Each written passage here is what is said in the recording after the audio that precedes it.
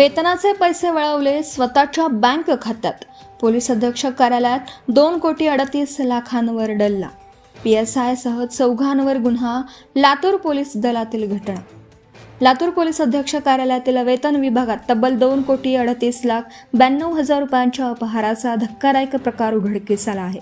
या प्रकरणी शिवाजीनगर पोलीस ठाण्यात पोलीस उपनिरीक्षकासह 4 विरुद्ध गुन्हा दाखल करण्यात आला असून 3 पोलिसांनी ताब्यात घेतले आहे. एक आरोपी फरार असल्याची माहिती आहे. या प्रकरणात राहुल गोविंदराव वागदरे, ब्रिज किशोर ठाकूर, दत्तात्रय क्षीरसागर आणि श्रेणी पोलीस उपनिरीक्षक अजय सूर्यवंशी यांच्यावर गुन्हा दाखल करण्यात आला आहे. मे 2015 ते मार्च 2025 या कालावधीत वेतन विभागातील इंटेन्सिव्ह बेसिक एरर, स्पेशल पे, रेफरन्स अलाउन्स आदी वेतन शीर्षांमध्ये खडाखोड करून शासकीय रक्कम स्वतःच्या खात्यावर वळवल्याचा आरोप आहे.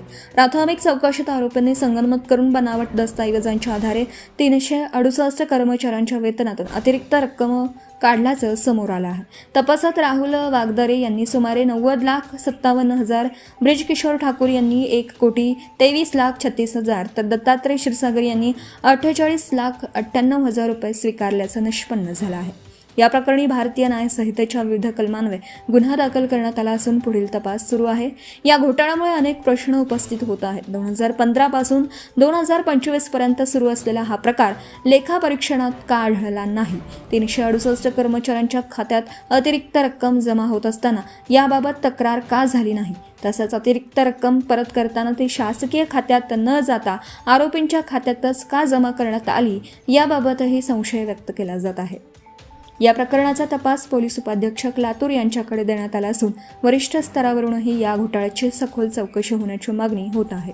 या संदर्भात माहिती समोर आल्यानंतर तात्काळ गुन्हा दाखल करून पुढील तपासाच्या सूचना देण्यात आल्याची माहिती लातूरचे पोलीस अधीक्षक अमोल तांबे यांनी दिली. Subscribe now and press the bell icon. Never miss an update.